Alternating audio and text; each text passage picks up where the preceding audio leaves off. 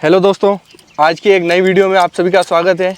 और एक आज नई वीडियो में आज आप एक ड्रेसाज का घोड़ा जो आपने पहले काफ़ी सारे मारवाड़ी शो में भी देखा होगा और जो कुछ मेरे नेशनल के जो फ्रेंड्स हैं जो मेरी वीडियोस देखते हैं वहाँ पे भी आपने ये घोड़ा देखा होगा। तो इस वीडियो के लिए मैं आज आया हूँ उदयपुर फतेहगढ़ और मिलाने वाला हूँ मैं आपको सभी से राजवर्धन बना से। नमस्ते बना। नमस्ते जी। कैसे हैं आप? बहुत बढ़िया है। तो अभी क्या चल रहा है मारवाड़ी घोड़ों में और अभी अपन क्या प्रिपरेशन कर रहे हैं जयध्वज पर, थोड़ा सा उसके बारे में डिस्क्राइब करें बना। अभी इसको ड्रेसाज की ट्रेनिंग चल रही है इसकी। ठीक है। और अभी 14 इयर्स का हो गया तो काफ़ी अच्छे लेवल पे भी आ गया है। ठीक है। और एडवांस प्री सेंट जॉर्ज इस लेवल का कर रहा है। ओके। तो उसमें अपने फ्लाइंग चेंजेस, हाफ पासेस और ये सारे आ गए। अगर अपने जयध्वज के हॉर्स इंट्रोडक्शन के बारे में समझे तो सबसे पहले मैं इसके आप जेनेटिक पूल के बारे में बता दीजिए कि इसके कौन है शायर और मदर उसके ये बारे में। हंसराज वरकाना का बेटा है। ठीक है। और अपने पास एक घोड़ी थी कल्याणी करके, ठीक है, जो चितलवाना मोन बना के वहाँ से आई थी। ठीक है। उसका बच्चा है। अच्छा जी। तो कल्याणी तो अपने पास ही थी, 4 ठान दिए थे। ओके। और हंसराज वरकाना इसका बाप है। हंसराज वरकाना इसका बाप है। और अगर बना बात करें तो अपन ने इसको जैसे एक बेसिक राइडिंग के लिए कब से प्रिपेयर किया और कितना समय हो गया उसके बारे में बताएं। ये 5 साल का था तब से किया था। अच्छा, 5 साल का था तब किया जी था। अब 14 साल का हो गया है। अच्छा, 14 साल का हो गया है। 9 साल हो गए, बट कॉन्स्टेंटली वर्क नहीं किया था क्योंकि मैं नहीं था यहाँ पे बहुत टाइम तक। अच्छा जी। तो कंसिस्टेंट वर्क आप समझ लो 2019 से कर रहा है ये। अच्छा, 2019 से कर रहा है जी। तो 4 साल हो गए। अच्छा, 4 साल हो गए। तो बना जैसे आपने आई थिंक इसको शो जंपिंग में भी प्रिपेयर किया और टेन पेकिंग में किया, नहीं मेरे को पता है। टेन पेकिंग नहीं किया। टेन पेकिंग नहीं की, शो जंपिंग में किया है। शो जंपिंग शुरू में किया था। ओके। बट मुझे खुद को पर्सनली ड्रेसाज में ज़्यादा इंटरेस्ट है। ओके। तो फिर शो जंपिंग छोड़ के प्योर ड्रेसाज ही किया। अच्छा, प्योर ड्रेसाज ही किया। प्योर ड्रेसाज में आपने इस पे कब से काम करना चालू किया था? इसको हो गया होगा 2017-18 में, फिर मैंने इसको शो जंपिंग करना बंद कर दिया था। ओके। 17 में। बट उस टाइम फिर ये महीने में, साल में 2 बार ही चलता, 2 महीने चलता था ये, क्योंकि मैं यहाँ पे नहीं होता था। ओके। तो 2 महीने चलता था, बाकी ये 10 महीने छुट्टी पे रहता था। अच्छा, रेस्ट। तो 2019 से फिर ये कॉन्स्टेंटली काम पे है। ओके जी। तो जैसे बना बात करें जैसे शो जंपिंग के लिए आपने इसको किस लेवल तक प्रिपेयर किया और उसके बाद इसको ब्रेक कर दिया था आपने? शो जंपिंग ये 1 मीटर 5, 1.05 सेंटीमीटर तक ये कूदा हुआ है। ओके। उसमें आराम से ये कूदा हुआ है। और आई थिंक आपने इससे पहले जोधपुर और शो में भी इसका पूरा शो जंपिंग का इवेंट किया हुआ है। वो सब किया हुआ है। तो बना जैसे बात करें अभी जयध्वज को आप और किसी गेम के लिए भी प्रिपेयर कर रहे हैं, जैसे सॉरी जैसे आप मारवाड़ी हॉर्स शो में तो ले जाते ही हैं, नेशनल गेम के लिए भी प्रिपेयर कर रहे हैं आप? अभी प्लान तो है FEI वर्ल्ड ड्रेसर चैलेंज खिलाने का, बट देखते हैं कैसे चलता है। घोड़ों के साथ कह नहीं सकते। क्या कुछ नया दिन होगा तो वो दिन पे बात होगी। हाँ, वो उस पे होता है, बट अभी है, प्लान्स तो है, थोड़े प्लान है आपका। तो वरना जैसे बात करें कि अभी ड्रेसाज में रिसेंटली में अपने इंडिया ने 41 ईयर के बाद जैसे मेडल जीता है जी। तो एक बार तो आप इसके बारे में बताएं कि आपको कैसा लगा कि भाई 41 ईयर के बाद अपने हिंदुस्तान को ये गोल्ड मेडल मिला है जी। तो उसके बारे में थोड़ा सा बताएं आप। ये मेरे हिसाब से, जितनी मेरी नॉलेज है उस हिसाब से पहला गोल्ड है इंडिया का ड्रेसाज में। ओके। प्रॉब्ली पहला मेडल है इंडिया का एशियन गेम्स के ड्रेसाज में। बाकी इवेंट्स में मिलता है, टेंट पेकिंग में, इवेंटिंग में। ओके। बट ड्रेसाज का ये फर्स्ट गोल्ड है। ओके। और मेरे हिसाब से ये गोल्ड जीतने से बहुत सारे लोगों को प्रमोट करेगा ड्रेसाज करने के लिए करेगा जी। क्योंकि अभी तक इवेंटिंग इंडिया में काफ़ी लोग करते हैं, शो जंपिंग भी करते हैं, ड्रेसाज के बहुत कम है, ड्रेसाज के राइडर कम जी। तो मेरे हिसाब से ये गोल्ड जीतने से काफ़ी अच्छा हुआ और बहुत ज़्यादा लोग करना चाहेंगे, जुड़ेंगे और भी लोग। तो बना जैसे अभी आप बता रहे थे, आई थिंक ये सबसे पहला गेम अपने हिंदुस्तान में हुआ था। अभी आप थोड़ा सा इसके बारे में। एशियन गेम में जब घोड़े का जो चालू हुआ, हाँ हाँ, वो सबसे पहले दिल्ली से चालू हुआ था। अच्छा, दिल्ली से 1980 समथिंग 82 या 82 से सबसे पहले अपने हिंदुस्तान में जी, जी। उस टाइम में अपना मेडल आया था। उस टाइम अपना टेंट पेकिंग में और इवेंटिंग में मेडल आया था। टेंट पेकिंग में और इवेंटिंग में आया था जी। और अभी I think tent packing Asiad में नहीं है। टेंट पेकिंग नहीं है, इवेंटिंग, शो जंपिंग और ड्रेसाज है जी। तो वरना जैसे आगे अपन बात करें ड्रेसाज गेम के बारे में, ड्रेसाज गेम क्या है, नॉर्मल थिंग अगर अपन समझे, शो जंपिंग में हो गया हर्डल्स कूदाना, जैसे हर्डल्स है 6 बार है या क्रॉस कंट्री है तो उसमें कूदवाना है, और घोड़ा अगर कहीं पे फॉल्ट होता है तो उसके नंबर कटते हैं। टेन पेगिंग में समझे तो घोड़ा जैसे 80 मीटर 100 मीटर का ट्रैक होता है, उसमें घोड़ा जैसे स्पीड में भगता है और जमीन में से 2 सेंटीमीटर की पेग निकालता है। ये गेम हो गया। एक आप ड्रेसाज जैसे खेल रहे हैं, इसका मेरे को एक ग्राउंड लेवल पे समझाइए कि ड्रेसाज गेम क्या है। तो ड्रेसाज 60 बाय 20 मीटर का अरीना होता है। ठीक है। 60 लंबाई हो गई और 20 मीटर फिट नहीं, 20 बाय 60 का अरीना होता है जिसमें मार्कर्स लगे हुए होते हैं। ठीक है। तो आपको एक टेस्ट शीट मिलती है जिस लेवल का आप टेस्ट कर रहे हैं उस चीज़ का, और वो शीट पूरा डिस्क्राइब करती है कि आप कहाँ से क्या जाएंगे, कितना जाएंगे, तो वो पोर्शन कितने नंबर का है। मतलब जैसे आप स्ट्रेट एंटर करेंगे, सेंटर पे होल्ड करेंगे एक्स पे, और उससे आगे जाएंगे तो वो 10 नंबर का हो गया। फिर कोई सर्कल 10 नंबर का हो गया, फिर लेग हील 10 नंबर का हो गया। इस हिसाब से वो प्री डिस्क्राइब्ड मूवमेंट्स होते हैं सारे के सारे कि आपको ये करना है और ये इतने नंबर का है। उसमें कोई चीज़ें 2 के कोएफिशिएंट की भी होती है। कोएफिशिएंट मतलब आप जो मूवमेंट कर रहे हैं वो 10 की जगह 20 नंबर का है। ठीक है। तो जैसे वॉक हो गया, वॉक बहुत बार 20 नंबर का होता है, क्योंकि वॉक इतना ज़्यादा होता नहीं है, टेस्ट में सिर्फ एक बार ही होता है। तो उस पर कोएफिशिएंट होता है। तो इस हिसाब से उसके बाद जो जजेस होते हैं बाहर बैठे होते हैं, वो सर्टेन मार्कर्स पे बैठे होते हैं और वो आपको हर मूवमेंट के नंबर देते हैं। ठीक है। तो उनको वो दे सकते हैं आपको 0 से 10 के बीच में। 0 हो गया कि आपने किया ही नहीं मूवमेंट, ठीक है, और 10 एक्सीलेंट हो गया। ठीक है। तो 10 काफ़ी मुश्किल से मिलता है, यूजुअली 7, 8, 9 बहुत अच्छा हो तो। ओके जी। तो जैसे ये ड्रेसाज गेम है, इसमें घोड़े को अपने को क्या अलग अलग फॉर्म में चलाना होता है कि ये थोड़ा सा और आप इसके बारे में। तो वो ये सब उसमें लिखा होता है ड्रेसाज टेस्ट में। तो जैसे बेसिक लेवल का जो ड्रेसाज टेस्ट होता है उसमें हर चीज़ वर्किंग ट्रॉट, वर्किंग कैंटर होता है। तो वर्किंग ट्रॉट, वर्किंग कैंटर का मतलब कि थोड़ा चलता हुआ। उसके बाद जैसे आप एलिमेंट्री मीडियम में आने लग जाते हैं तो कलेक्शन आने लग जाता है। कलेक्शन मतलब कि घोड़ा पीछे वेट लेने लग जाएगा, कमर को ऊपर लाएगा और थोड़ा लिफ्ट के साथ चलेगा। ठीक है। जैसे अपन दिखाएंगे थोड़ी देर बाद, जैसे अभी अपन देख रहे हैं। तो ये हो गया। उसके बाद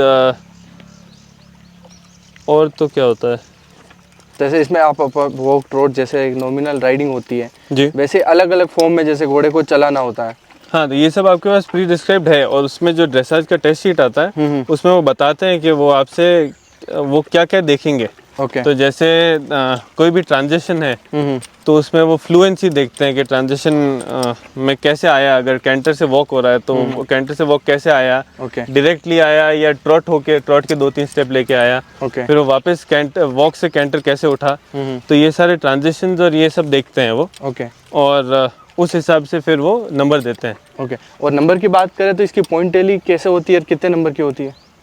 सब टेस्ट में अलग अलग होता है। अच्छा। जितने मूवमेंट्स होते हैं उस हिसाब से नंबर होता है। एंड में वो आपको परसेंटेज बताते हैं। अच्छा, एंड में परसेंटेज बताते हैं। तो वो अगर जैसे 200 नंबर का टेस्ट था तो उसको फिर वो 200 का वो परसेंटेज बता देंगे। अच्छा, 200 का परसेंटेज बता देते हैं। तो वरना जैसे बात करें अपने जयध्वज की, तो आपने इसको जैसे ड्रेसाज में प्रिपेयर किया तो आपको कैसे लगा कि पहले आप शो जंपिंग करा रहे थे और फिर आपको ऐसा क्या लगा कि आप इसको ड्रेसाज के लिए प्रिपेयर करने लगे? मेरे हिसाब से मारवाड़ी ड्रेसाज के लिए थोड़ा ज़्यादा बना है शो जंपर से। और इनमें कैपेबिलिटी है शो जंपिंग की। बट मुझे थोड़ा ज़्यादा इंटरेस्ट था ड्रेसाज का और ये भी ड्रेसाज में थोड़ा बेटर था। इसका भी शो जंपिंग अच्छा था बट ड्रेसाज पोटेंशियली बेटर था इसका। अच्छा जी। इसलिए फिर हमने इसको ड्रेसाज में डाल दिया। जी। तो आपको जैसे आपने इसको ड्रेसाज के लिए प्रिपेयर किया, आपने जैसे पहले आउट ऑफ इंडिया भी थे, आपने दूसरे घोड़ों पर भी बड़ी राइडिंग करी है और आपने वहाँ से बाहर से सीख के भी आए। मारवाड़ी में आपको क्या चैलेंजेस मिले? ये थोड़े से गर्म घोड़े हैं। ठीक है। बट वो आपके लिए दोनों तरीके से अच्छा भी हो सकता है, बुरा भी हो सकता है। अच्छा इस तरीके से हो सकता है कि आपको जो बहुत सारे घोड़े होते हैं थोड़े डल होते हैं, आपको ज़्यादा मदद लगानी पड़ती है, चलाना पड़ता है। उस हिसाब से ये सोचते रहते हैं क्या करूं, बचने की सोचते हैं। बचने की, हाँ, और काम करने की मतलब इनको इच्छा होती है। ऐसे नहीं है कि मैं काम नहीं करूँगा। और उसमें खराब ये हो सकता है आपके लिए कि कोई चीज़ आप कराना चाहते हो और एक सर्टेन स्पॉट पे कराना चाहते हो। अगर आप 2-3 बार कर लेते हो, जैसे इसके साथ भी ये है, अगर मैं 2-3 बार एक ही जगह पे एक चीज़ कर लूँगा तो चौथी बार जब ले जाऊंगा तो ये मेरे करने से, उसको बोलने से पहले ये खुद कर लेगा। तो उसमें फिर आपके नंबर कट जाते हैं। ठीक है। कि आपको उस एग्जैक्ट स्पॉट पे करना और ये अपने पहले ही वो उसके लिए प्रिपेयर हो गया। हाँ। तो वो थोड़ा है कि आप कैसे उसको मैनिपुलेट करके आप उसी जगह करा सकते हो। ठीक है। बट वो मेरे हिसाब से जितना आप प्रैक्टिस करते हो, ट्रेनिंग करते हो, उससे आप उसको बेटर कर सकते हो। कुछ ज़्यादा इशू नहीं आता। मतलब आपको इसको हैंडल करने में ऐसी कोई भारी प्रॉब्लम क्रिएट नहीं होती? नहीं, मेरे हिसाब से जब तक घोड़ा कोऑपरेटिव है और वो करना चाह रहा है तो आप करा सकते हो, कोई इशू नहीं आता। अच्छा, ज़्यादा कोई इशू नहीं है जी। तो बना, जैसे बात करें आगे के, आपको जैसे अपना जयध्वज मारवाड़ी घोड़े को आपने प्रिपेयर किया जी, तो आपको एक स्पेशल इसमें एडवांटेज क्या लगा कि भाई इसमें ये स्पेशल मेरे को मिल रहा है, इसलिए इसको मैं जल्दी प्रिपेयर कर पाऊँगा? जयध्वज के साथ मेरे हिसाब से काफ़ी तो मेरा और जयध्वज का बॉन्ड था, जिससे that was something that promoted me. उसके अलावा इसमें कैपेबिलिटीज़ भी है। इसमें कलेक्शन की कैपेबिलिटीज़ बहुत अच्छी है। एक्सटेंशन बहुत ज़्यादा नहीं है। जैसे अगर आप मारवाड़ी को कंपेयर करें कोई ड्रेसाज के घोड़े के हिसाब से, तो जो स्पेनिश घोड़े होते हैं, पीआरई और एंडलूसियन, लुसिटानोस, पोर्चुगीज जो होते हैं, उनसे काफ़ी सिमिलर है ये। बॉडी बिल्ड उनका थोड़ा सा ज़्यादा बल्की और स्ट्रॉन्ग होता है। बट ये जेनेटिकली भी काफ़ी क्लोज है उन घोड़ों से।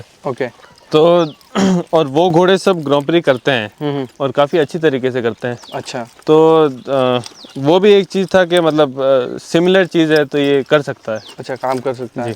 तो कंपेयर टू अदर ब्रीड ये कैसा काम किया और कैसा आपने इसको फिर प्रिपेयर किया? अदर ब्रीड के हिसाब से तो नंबर मिलने में थोड़े कम मिलते हैं मारवाड़ी को, क्योंकि एक चीज़ तो होती है कि इनका जो बेसिक जो गेट है ना, बेसिक वे ऑफ गोइंग है इसका, वॉक ट्रॉट कैंटर का, वो क्योंकि ये वॉर के लिए बना है तो इसका वॉक थोड़ा चौपी है, ट्रॉट भी छोटा है। हाँ, छोटा है। और कैंटर में वो भी बड़ा नहीं है, छोटा छोटा चलता है।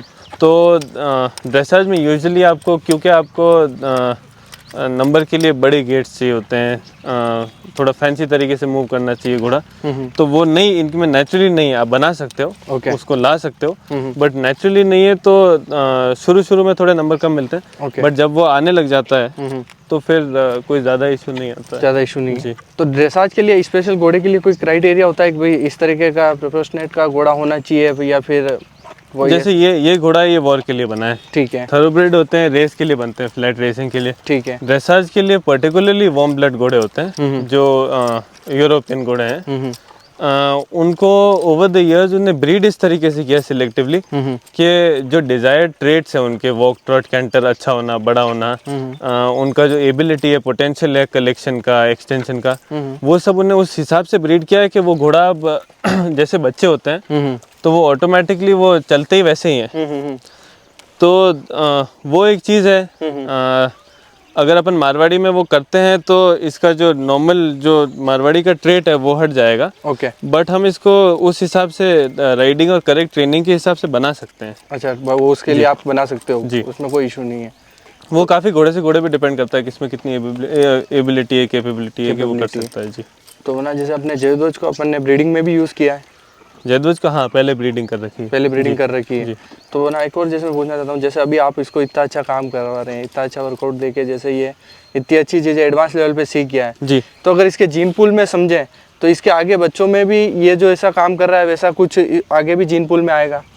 मेरे हिसाब से जो DNA होता है वो तो मॉडिफाई नहीं होता है ज़्यादा। ठीक है। बट जो इसकी खुद की एबिलिटीज़ है अंदर, और जो इसका माइंड है, जो इसका वर्क एथिक है, वो सब मेरे हिसाब से बच्चों में आना चाहिए। अच्छा। तो ड्रेसाज के घोड़ों के लिए एक राइडेबिलिटी चीज़ होती है कि मतलब वो आपको कितना एक्सेप्ट करता है और कितना आपको करने देता है, कितना राइडेबल है घोड़ा। अच्छा जी। ये बहुत इंपॉर्टेंट होता है, क्योंकि अगर घोड़ा राइडेबल नहीं होता है तो आप उससे ज़्यादा आगे नहीं जा सकते। ज़्यादा आगे नहीं जा सकते। तो इसकी राइडेबिलिटी बहुत अच्छी है। ओके। और उस हिसाब से मेरे हिसाब से जब बच्चे होते हैं कोई घोड़े के जिसके अंदर ये ट्रेट्स होते हैं तो वो पास ऑन करता है। अच्छा, वो आगे पास ऑन करता है जी। तो बना जैसे अब आगे जैसे आपका क्या प्लान है, फ्यूचर प्लान, के इसको आप नेशनल गेम में लेके जाएंगे या फिर इवेंट में और भी ट्राई कर रहे हैं? अभी तो इसकी ट्रेनिंग ही चल रही है। प्री सेंट जॉर्ज एक किया हुआ है मैंने इस पर। ओके। और करना चाहेंगे, फिर देखेंगे। अच्छा, अभी 14 इयर्स का है तो अभी चलेगा थोड़े टाइम तक। अभी तो चलेगा थोड़े टाइम में, लंबे टाइम चलेगा। आप जैसा हाँ, 17-18 4-5 साल तो आराम से चलेगा। तो अभी के लिए आप आई थिंक कुछ इवेंट की तैयारी कर रहे हैं?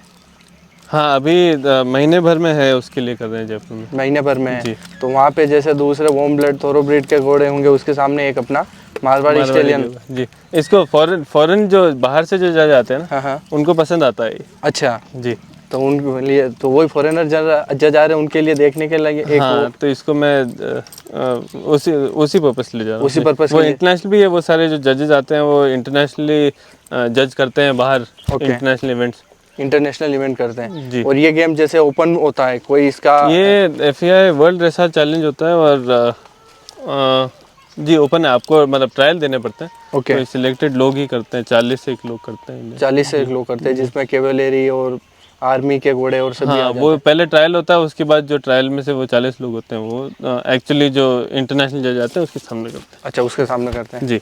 तो इसके लिए अपना तो सिलेक्शन हो चुका, आपने नवंबर में जाना ही है? नहीं, वहीं पे जाके सिलेक्शन देना पड़ता है। अच्छा, पहले सिलेक्शन देना पड़ेगा। उसके 3-4 दिन बाद मेन होता है। अच्छा, उसके 3-4 दिन बाद मेन होता है, साथ में होता है। तो बना उसके लिए सबसे पहले मेरी बहुत बहुत शुभकामनाएं आपको कि जैसा आप काम कर रहे हैं, आप अपने जैसे मारवाड़ी इस ब्रीड को तैयार किया है और आपका समय देकर आपने इतना अच्छा घोड़ा प्रिपेयर किया है, वो देखने में ही बन रहा है, कोई इशू है ही नहीं उसमें।